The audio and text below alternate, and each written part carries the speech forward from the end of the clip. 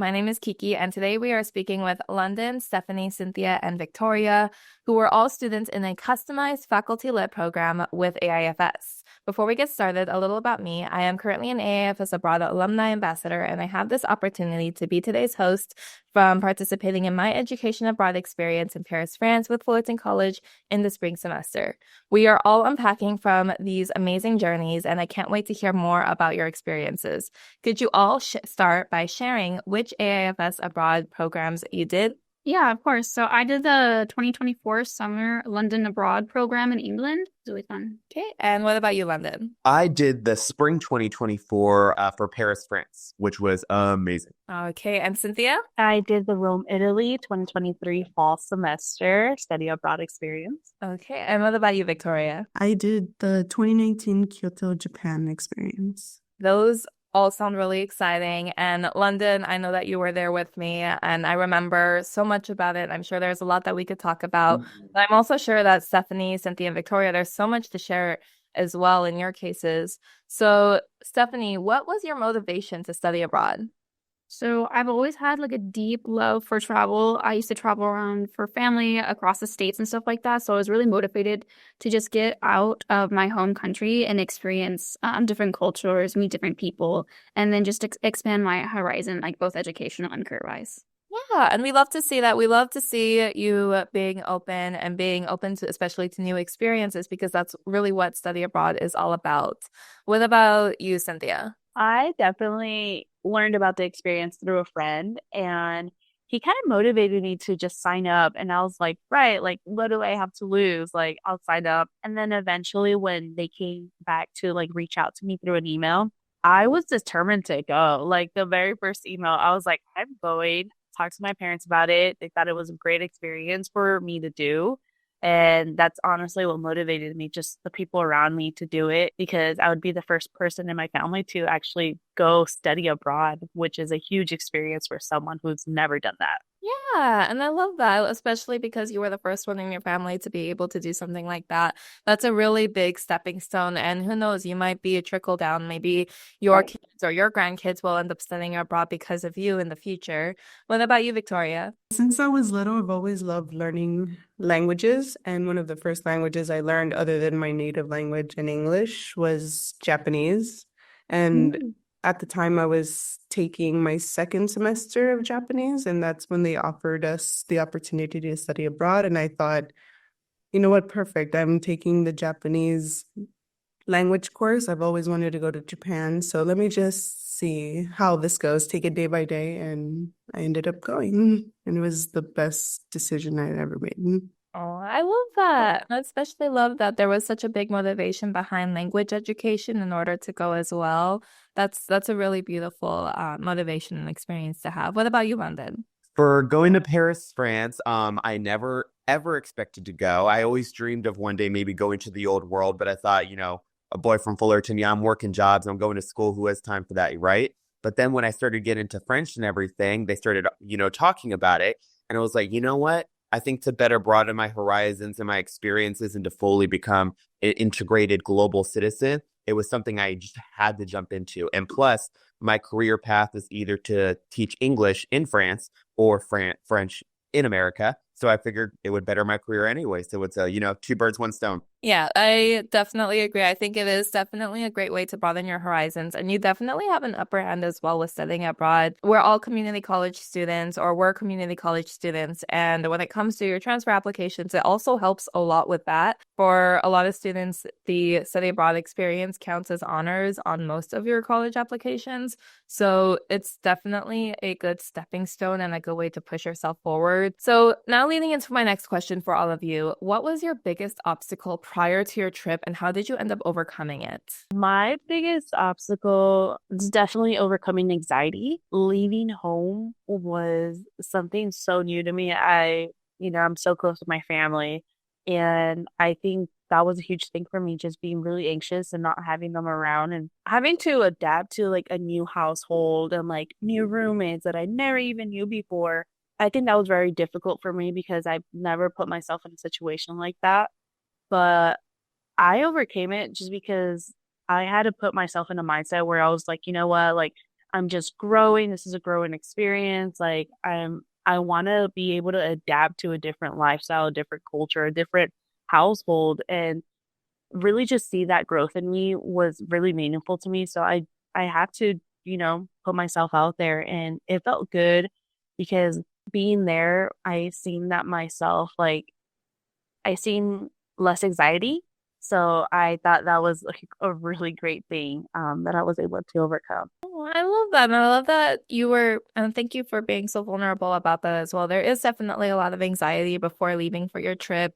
And there's also a lot of anxiety in like living situations and what that could look like as well. So thank you so much for sharing that, Cynthia. What about you, Victoria? Aside from anxiety, because I also experienced it as well, I haven't really traveled before Japan, but it was definitely financing the trip. For at least for me, you had to have paid the whole fee as before you left, and it was just hard coming up with that money. I had to take out loans. I also had to have family members to like help me out. We did like a GoFundMe, like looking for donations. So it was definitely hard, but I persevered and I was able to go.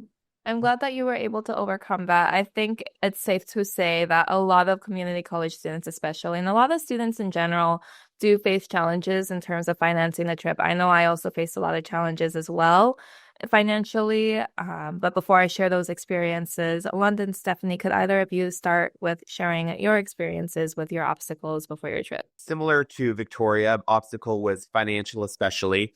I worked a lot of hours at work, but at the same time trying to balance my school schedule to make sure I didn't fall behind and make sure I have everything I need for study abroad.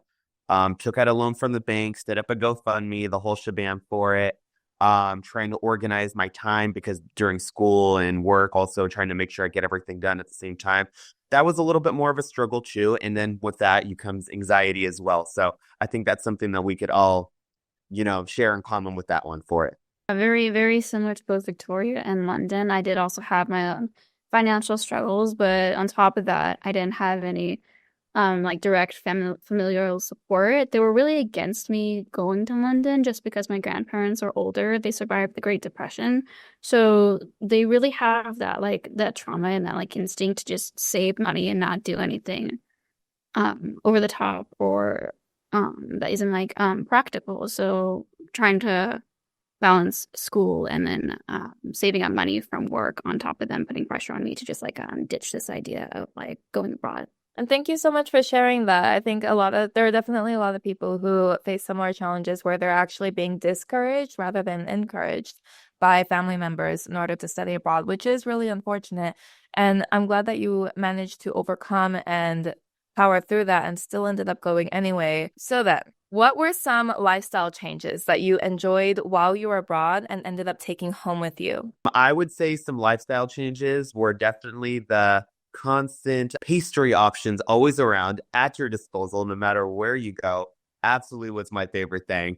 That was one thing when I got back to the US. I was so used to, if I was just hungry, I would just stop in somewhere and just grab a pastry, but it's not like that here. So what I found myself doing at work is in our bakery section, they do have pastries, and I started substituting things I would eat for getting snacks like that now. So I kind of did my own little fill of getting a pain au chocolat. It wasn't exactly the same, definitely wasn't as good, but it kind of filled that void. So kind of using that food element to it and then cooking more at home and using healthier options, doing more thinking about farmers market type of things and a little bit more European style ways of cooking. That definitely helped with the things I wanted to take back with me from France. It's interesting that a lot of your influence was actually food motivated because a lot of people, I'm going to let everyone else share first, but a lot of people, they actually take home the more active lifestyle of like walking, trying to walk more, or I do that every day.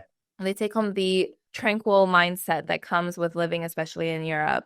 So with that said, Cynthia, could I have you share a little bit more about what your lifestyle changes were? So I'm in Rome, Italy, and over there, everybody is so like fashionista. Like everybody is always dressed so cool.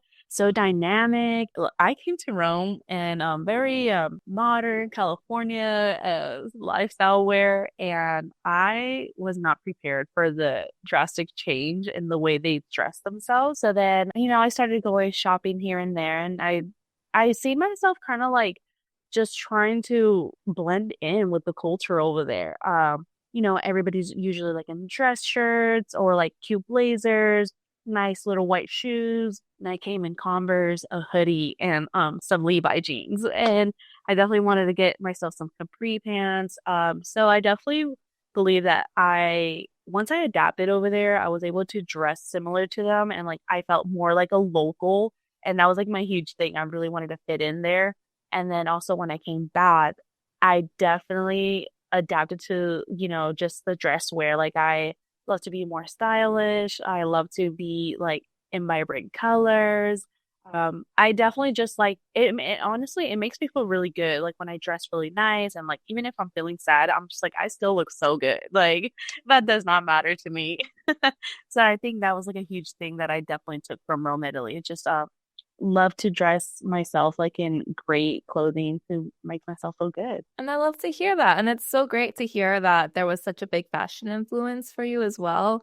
I think that's really interesting, especially considering how different the fashion is in America compared to in Italy or even in Japan or in London or France. So it's very interesting to see how you've adapted that and adopted it into your current lifestyle now. What about you, Victoria?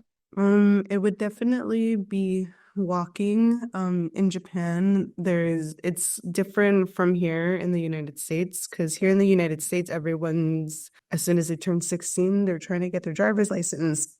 But in Japan, people are less inclined to get their driver's license because they have different modes of transportation, like the train or the subway, and people just walk or just they bike. They don't really have driver's license. There's some people that do, obviously, but the majority of people just walk everywhere. And that is something I did. We were given a bus pass so we can travel from our hostel to the school we were doing our studies at. And instead of using the bus pass, me and my friends, we just walked. Even though it took 40 minutes to get there, we wanted to walk in the scenery and just enjoy it. So we didn't care that we had to leave like over an hour earlier because we just wanted to walk. And that's something I really incorporated here when I got back. I like walking instead of driving. Even though it would take me like 5 minutes to drive down the street for something, I would rather walk.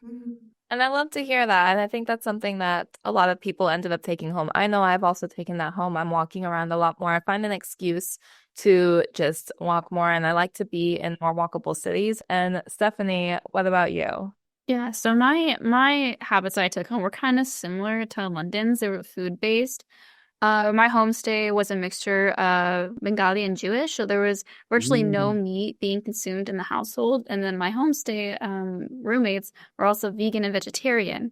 So a lot of my diet kind of like focused around that, whether we were eating out or eating at home. And it just kind of opened like my palate and my cooking ability to just be more like plant-based, especially since there's a big Indian food culture over there. I was eating Indian food so much just because that was very vegetarian and vegan friendly. So I started to just crave those foods whenever I'm here, and I've tried to like recreate them at home or go out to like Indian restaurants or like try to find some that are close by.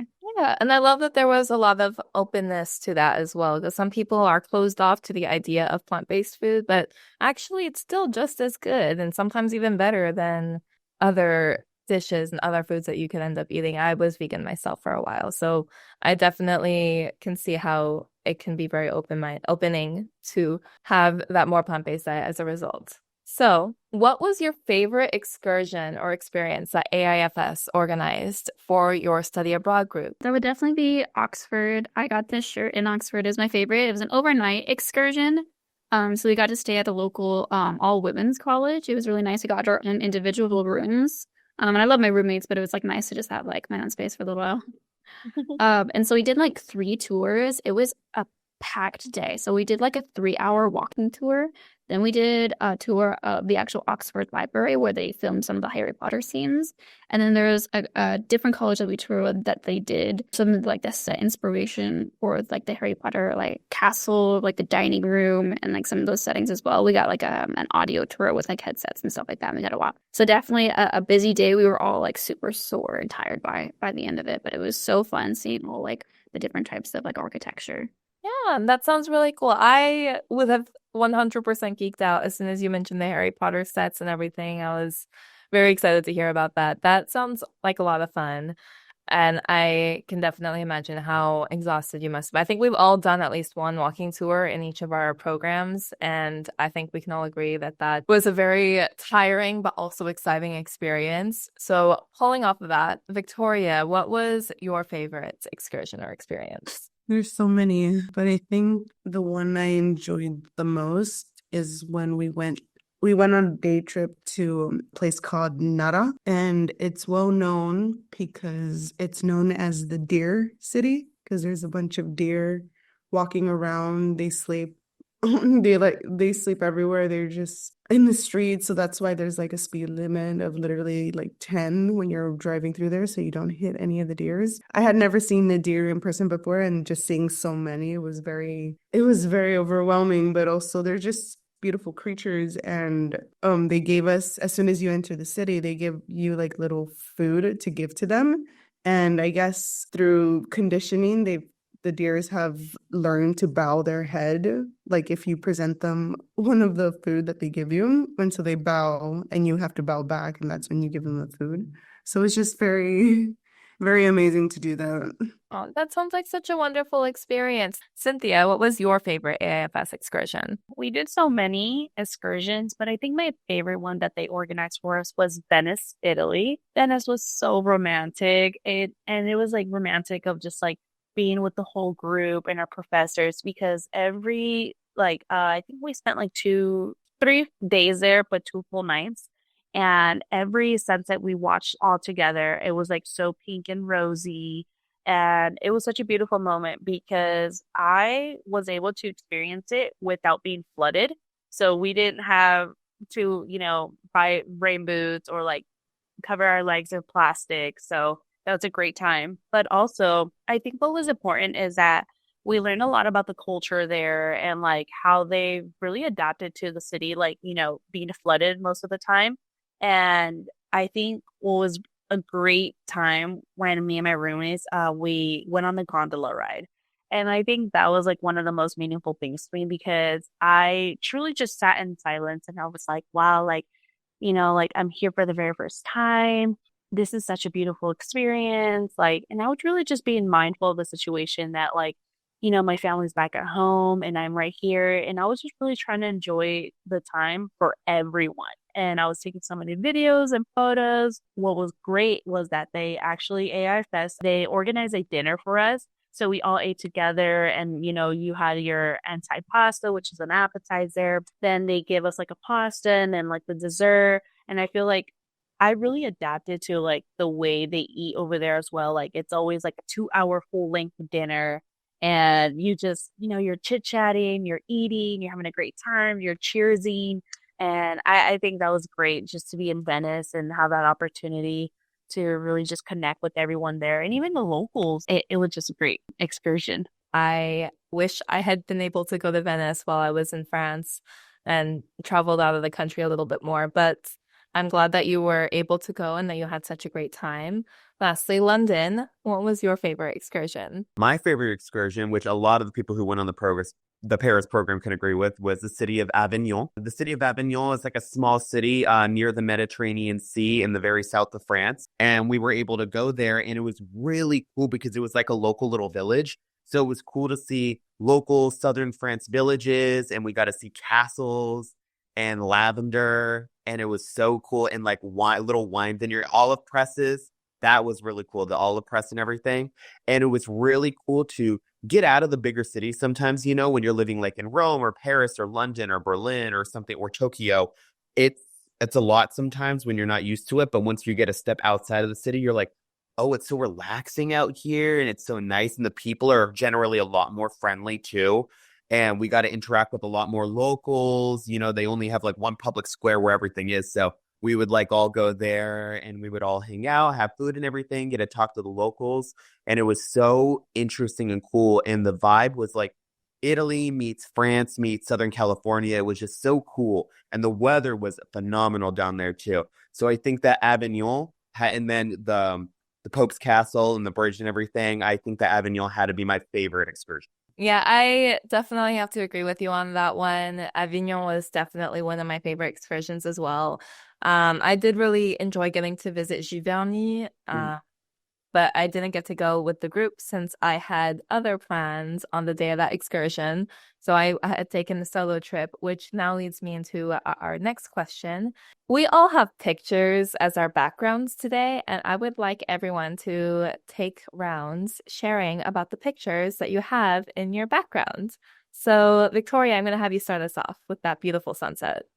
So this is a picture on my way home from school. While I was there, actually, a typhoon had hit us. So the weather was kind of really bad for the first week of that. It was just raining. It was just cold. But after it had settled, it stopped raining. And then we were given this beautiful sky. And the thing about it that I always tell people is that this has no filter. I took this and I did not need to apply anything, and it's just as you see it there, purple and kind of pink. And it's just one of my favorite pictures that I've taken because I feel like I was just relaxing in Japan. I was listening to music. I felt, what did they say? I felt like main character vibes. So it was very nice, just very relaxing walking home in this scenery. Yeah, it's beautiful. I can imagine how seeing that you feel like you're in a show or a movie almost. It's very nice. It's very beautiful. I love that picture so much. Cynthia, what is your picture? So mine was a Colosseum, the beautiful Colosseum. You hear great things about it. It's one of the oldest places in Rome. It's almost about like 2,000 years old now. And I remember the excursion was we started like all the way in the beginning, all the way in the front, and it probably took us like an hour just to get into the Colosseum, because all the foot traffic and everything. And then once we finally like set foot in front of it, I was in disbelief. I was like, wow, this is like, when you think about Rome, you think about the Colosseum, the Pantheon, the Trevi Fountain, and it's like I'm finally at one of the most known places in Rome. Being in front of it, we all took a group photo, but I really just stood it by myself and like just in admiration of like the place. I was like, wow, I'm in Rome, Italy. Like this is like the most famous building where like the gladiator would have their fights. It's like one of, the first like amphitheater like in Rome. I learned so many facts with just being there, and like finally when I was able to enter, I took like a beautiful like video of just like everything, and I'm like, wow, like this place is so ancient, and I'm like here, like, and I'm so modern, and like this is just like an important thing to me because being in front of it, I was really out of breath. I was admiring everything. And it was beautiful just being there with everybody, and also being with a tour guide, like knowing all their facts, like me throwing out questions to them and they're able to answer it on the quickness. I was just like, this is an important thing to be here for sure. Oh, yeah, and that sounds like such a wonderful day. I definitely remember visiting some larger landmarks and with a tour guide, like going to 𝗟𝗘𝗧 and getting to get the tour for that and speaking with the tour guide. It was so much fun. There was so much cool information that we had and that was shared with us, and it was very interesting, and I had a very good time getting to learn about the cathedral. And I can imagine you felt the same, getting to learn about the Colosseum, which amazing that you actually got to go. That's really, I feel like that's a must if you're going to Italy. So I love that you've managed to go. Stephanie, what about you? Yeah, so my photo is of, this is which side is it on? Oxford Camera. It's a weird name for a building. I don't know why they needed that. I've forgotten why. But to get this photo at the end of like all the tours that we went on that day, I decided to climb 200 plus stairs in this cramped spiraling staircase to just get up, and I'm terrified of heights. And it's just like a little walkway with like a like a stone like railing all the way around. So I got a bunch of pictures of like Oxford and stuff like that, but I like this one in particular. I don't know if I can. It's just so cool. You can see some of the Oxford campus, and then the camera building is where just a lot of like, you know, known writers would go and like and study and read and just like kneel in there for like hours. And then you can't quite see it in the photo, but down below on the gated off grass of the camera building, there's like a bunch of like protests, which I thought was just like honestly just it kind of like made Oxford kind of more relatable as just like it's another college town where you have like young people protesting and speaking their minds. And I love that so much. And I do love that you brought up, especially that it is still a college town. It's a college town with a very old and very well-known and classic university, but it is still just a college town, just like Fullerton and Buena Park and Long Beach. And I can't remember any other city that colleges really are right now, but yes. So, London, I see that you have the Eiffel Tower. Could you share a little more about that? Yes, I would love to. So basically, I chose this picture specifically because if you lived in France or in Paris for a while, you'll know that everyone's favorite activity is the river. Everyone loves the river. We have the Seine that goes through the middle of the city, just like the Toms in London. And the river is a very important part of Parisians' life. So a lot of the times Parisians will sit by the river with their friends, family, just have some food, have some drinks, just chill, listen to music, and just talk to one another to really like spend quality time with each other, but also being outside by the river in the city. And this event was taken the second to last week of us leaving for Paris. And we got a really good spot just across the river from the Eiffel Tower. And of course, at the top of every hour, it shines and sparkles and you see all the little glittering things happening and everything. So our favorite thing was just to listen to music, eat some food, talk with one another, take in the city, and then you have this to stare out just right across the river from you. And that was super, super fun for us. Yeah, that definitely sounds like it was such a great experience. And man, the Eiffel Tower at night is really beautiful. There was actually a street where I was close to where my homestay was. And if you looked straight down the street, you could see the Eiffel Tower right at the end of it, which was really cool because we were so far from the center of Paris. So it was cool that you could still see it from that distance. This is the part of the garden in Giverny, Claude Monet's home. I really love this picture because it has the bridge, it has the flowers of wisteria like kind of draping over it. And like Stephanie had mentioned earlier, she asked before we started recording if it was a painting. It looks like a painting. It's just stunning and beautiful. And the garden in real life, genuinely, it felt like I walked into a painting. That's how it felt. It was incredible. It was so cool to see that. And I believe this bridge is actually painted from approximately this angle in one of Claude Monet's paintings. So it's just really cool to actually get to see the real life inspiration from those paintings and from his artwork. So it was just overall a really fun experience, and getting to go and see all of his artwork, see all of his inspiration, getting to literally be like in his old home was a very fascinating experience. So now we're going to talk about packing, and specifically what we brought that we wish we didn't bring and what we wish we brought that we didn't bring with us. I'm going to start us off with Cynthia, and we'll just move on from there. So I definitely feel like I brought way too many clothes. Like I did not pack light, and they told me you've got to pack light. You know, in Europe, everything's so much smaller. And I'm just like, yeah, like I'm going to bring all my stuff. And I should have listened. Definitely. I need to listen more from AIFS because they were there telling us, please do not bring your whole closet. And there I am putting my whole closet in my suitcase. It was so heavy. You got to keep in mind, you're taking your luggage on cobblestones. So that noise, the weight, it was not doing it for me. So I definitely feel like I took way too many clothes. And then even when I was there packing to come back home, I had bought so many things, souvenirs, clothes, and I was like, what am I gonna do?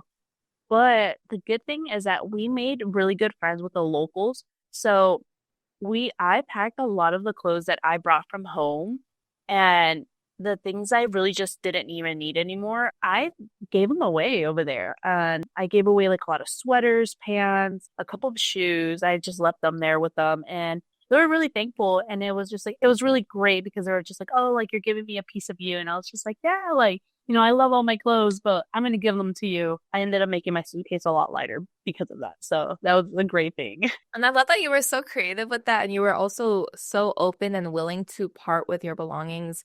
What about you, Victoria? What are some packing tips that you have, or what did you find useful or not necessary for your trip? Packing tips, definitely, as it is recommended.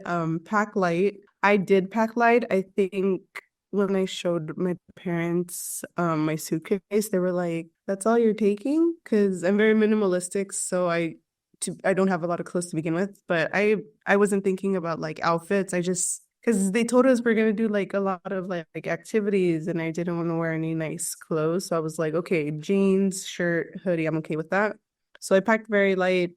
And like you had mentioned, a lot of people who did pack a lot and then they bought tons of souvenirs and tons of items, they had to buy a second suitcase just to fit the stuff that they bought. So I would definitely advise people to pack light. You could always buy clothes over there if you like need stuff. It's not like they don't have stores where you could buy like the basic necessities. Something that I brought that I didn't even need, I brought my Switch thinking I was going to be bored. There'll be downtime days, but no, there's always something to do. I never once took it out. Like as soon as school ended, we were free to do whatever we wanted. And me and my friends would always plan something after school, whether it be walking into town to have this new food that we haven't had or walking down the shopping center. I never had to use it, so I don't know why I brought it. I feel you on that. I actually almost brought my Switch as well. And then I thought about it really, really hard. And I was thinking, when am I ever actually going to play with my Switch while I am in another country? Mine was a big puffy jacket. Big puffy jacket. When they say pack light, pack light. I brought a big puffy jacket just because I'm from Southern California. It's cold in, northern France when we first get there in February. So I brought a couple jackets, but much like Cynthia, which made me think about it, Paris is a very fashion forward city. La ville de mode, it's fashion everywhere. So the puffer jacket didn't look as nice and chic as my nice little Pico did. And my Pico, it kept me warm, not as, but it kind of kept me warm. So I used that a lot more often for like looks and aesthetics and stuff. And then by the time I got to March, it was too warm to wear that big puffy jacket. And it took up like a third of my suitcase. So I really, really wish at that point, I was like, that's the one thing I wish I didn't bring was my big puffy jacket at that point. One thing that I distinctly remember was, and this is a little bit personal for me, but as a plus size person, your clothes will take up more space in a suitcase. And I minimized so much. I really did not bring that much with me. And I even had packing cubes to help compress my clothes as much as possible. But even with that, simply just because of the size of the clothes, they ended up being a little bit heavier. They ended up still taking up a lot of space.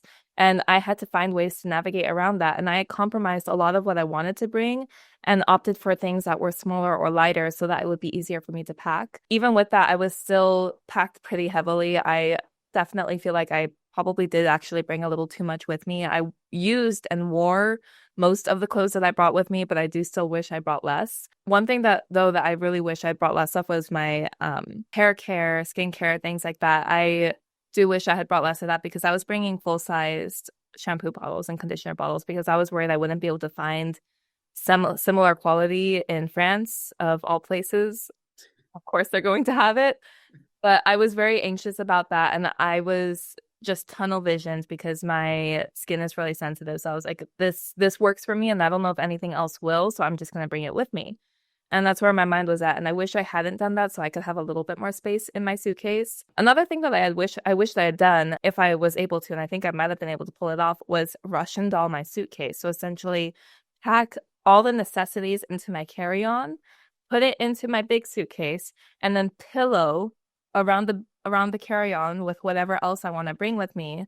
That way, my suitcase has a big space in it, and the big suitcase is just mostly empty, so I can bring more stuff home. So, how did you end up feeling when you did come back to your college life after your studies? What were some challenges with readjusting back to your routine? So when I came back, it was a very hectic time in my life. And the jet lag was really getting me. I even slept the entire way on the plane to try and get rid of that and like minimize it as possible. But I was still like waking up at like 3 a.m. just like having nothing to like totally wide awake. And I'm just like texting people like 6 a.m. Hey, you awake yet? You want to do something? And so I just for a period I was just a morning person, which is like the opposite of what I usually am. I'm a nighttime person. So it just completely threw off my schedule, as well as with my work. So I was just like constantly like waking up early, but still like feeling very, very tired because I was like working nights and stuff like that. So yeah, definitely the jet lag and like readjusting to like an entirely different like lifestyle that is like an entirely different pace. Yeah, and that readjustment does definitely take some time, especially the jet lag. I think a lot of us had that experience where we were challenged with readjusting to the time difference. What about you, Victoria? So one of the things I remember that was kind of strange, but also kind of funny. So in Japan, the air quality is very much better than LA. Everything is green, the sky is so blue, it's just more fresher. But when I came back, as soon as I got off the plane, I noticed that I had a hard time breathing. And I don't know if it was because the air is just thicker in LA, or I really don't know if that was the case, but it was just my whole body it was just not it. And the main thing I remember was breathing. It was just hard breathing. But after being independent for 3 months, it was hard to adjust back to that dependent type of life. Like I want to do things for my own, and then my mom or my dad were just very much like, no, like you don't have to do it alone. So there was definitely that disconnect between the two. Yeah, I can definitely relate to that. And I think a lot of people who have been abroad will notice that the air quality in certain parts of the country that they're visiting or even in their host city is a lot better than the home country, especially with LA and all the pollution that's there. I do feel that maybe with Paris, the air quality was about the same because there's a lot of smoking in Paris. What about you, Cynthia? For me, it was definitely the walking, the eating dinner was very different. And I think for me, like living with all my roommates and then being able to be like, okay, like I'm leaving, and then over here at home, it's more like, where are you going? Like, can I come? And it was just like very independent over there. I definitely loved it. And then also what was different was the time change. Everything was just so much more different over here. Like knowing like I have to go to bed because of work and school, and over there it was just very like I'll go to bed whenever I need to, and then I guess like also the people, like I guess over there everybody was so much more social. You could pick up a conversation with a stranger, and over here it's kind of like, like you're your own person over here, so I think it was very different to just come back home and just be like, wow, like I miss how my lifestyle was over there. And then over here it's just like everybody knows you, and then over there it's like you were a different person. In Europe in general, like depending on the situation, not in all situations, but depending on the situation, it is definitely possible to kind of just start chatting up with somebody, just like London mentioned when we were talking about Avignon. You just start talking to the locals. I even got an invitation back to Avignon from one of the locals that we were talking with. I never followed up with that invitation, but she did offer to host me temporarily if I ever wanted to go back down to Avignon while we were there. So that was a cool little tidbit. And now we like kind of keep in touch. So it's always interesting. What about you, London? See, the thing that was weird adjusting back was just how familiar everything was, but yet how different it felt. And I realized that it wasn't home that changed, it was me that changed. And it was interesting because I was so comfortable and familiar with everything, but at the same time, it felt so distant from it. It wasn't a part of, like, almost like I was living like a foreign life again. It was weird to get back into the swing of things of, it getting darker so much earlier, because in Paris, the sun is out till like 10 p.m. during summertime. Yeah. And then the food, I miss my local little sushi restaurant and my pizza restaurant in Paris that was literally right downstairs from my apartment. And then the social aspect of always walking around, getting outside and stuff like that, because here, my walk is pretty much the same old sayings. We're over there. I can take the metro anywhere I want to go, and then you can walk everywhere. So it was weird to come back to a more of a suburban, calm, not as exciting life. You know what I mean? That was what was different, and was I had to get back to the swing of things, and then work especially as well, you know? So that was the main thing that I had to kind of get used to when I came back home. It's interesting that you said that it felt calmer to be back here, because in my case, it actually felt calmer out in France than it did here. I felt like when I came back, I had so much that needed to be done. I felt like there was so much I had to get started on, work and such. But over there, it felt very calm. I felt like, oh, I can go at my own pace. If I want, I can go out, or I can choose to stay in and kind of bake or relax or do homework or read one of my million books that I bought. So For sure. it was, I think that it was the excitingness was like what it was always exciting. There was always something. And then when you get here, it's like, phew. It's like, okay, what do I do now? More like that, but more like a boredness, more of a boredom than a calm, if that makes sense. yes. And I was actually about to add on to that as well, that there is a post-study abroad slump. And I think it's safe to say that we've all experienced it to some degree.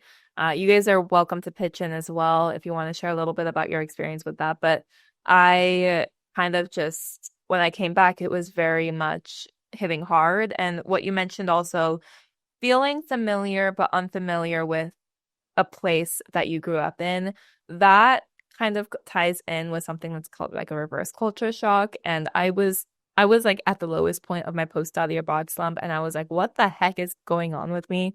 So I was looking these things up online, and I saw that the reverse culture shock is something that can happen, or it feels like reverse culture shock. It's not actually, but it feels like it, where you're back home, but you're so used to this other lifestyle that it doesn't feel the same anymore.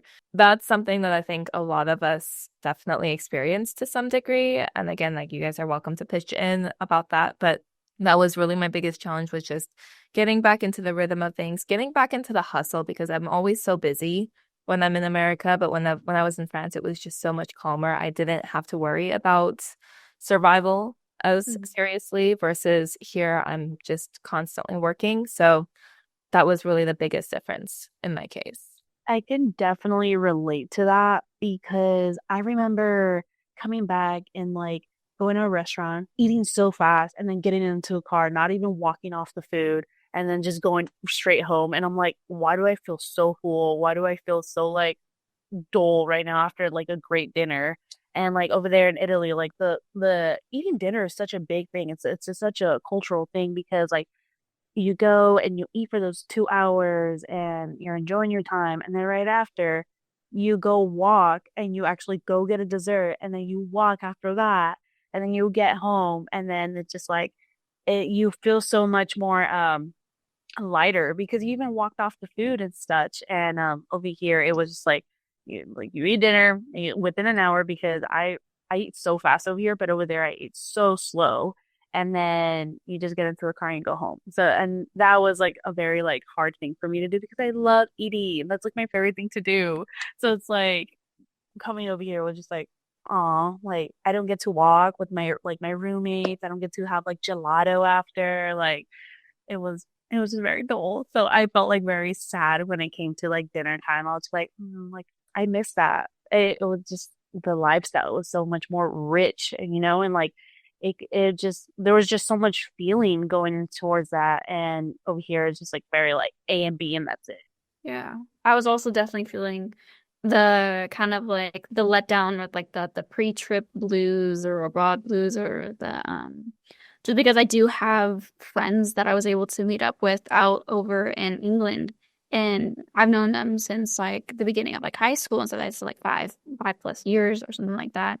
And just being able to like be in the presence and like be social and like do physical activities with them was like just so fun. Like them showing around me their home city, their hometown, and all the sites. It was just so nice that when I came back home, I was like finding myself wanting to like go do those activities like here, or like, oh, I should do this with them, or they would really like this, and then realizing that, oh, I don't have the opportunity anymore. It just really made me like appreciate the trip in itself, but also like really wanted to go back. To that extent, I do agree with relate to you, Stephanie, because I have that similar experience with my family being out in France. And then when I came back, I was like, oh, they would really like this, or oh, I think they would really enjoy doing this together. And then I remembered like, no, my family doesn't fly to America. They don't really come out here. I have to go to them, and I have to find a way to bring this to them in some degree. And it felt very isolating in that sense. But one thing I did start doing was to find events and find little things to like bring back that joy and excitement of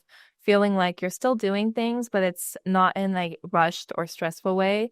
Because I think a lot of us, we had our mini outings, we had personal trips, we had personal experiences as well. And I was trying to find ways to readjust, and add that into my life so that I could still feel like there was a little bit of excitement. There wasn't really much of that boredom, like London mentioned.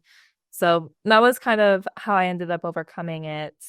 I definitely agreed about the food because in Japan, they're more vegetables and more grains oriented. Like they do have their carbs, they do have their proteins, but their portion control is so much different than here in the US. Like if you have a salad, the salad will be the biggest plate. Your rice or your carbs will be the even smaller plate. But I feel the same as 𝗟𝗧𝗧'𝗦. We would go out to restaurants, we would eat a lot of food, and afterwards we would walk, as opposed to here where you just get in the car because you arrived to the restaurant in a car. I definitely felt that, but I've tried to apply the portion control to here. I try to rearrange my plate to fit what it would be in Japan. Yeah, and I love that you ended up making those adjustments, that you ended up trying to find ways to adopt a different eating style after having been in Japan. I think it's safe to say, like Stephanie had mentioned as well, a lot of us have done that to some degree. So that wraps up our conversation for today with our CFL students. Thank you all so much for listening, and thank you, London, Stephanie, Cynthia, and Victoria, for chatting with me. Please don't forget to subscribe so you can hear more stories about studying and living abroad. See you next time.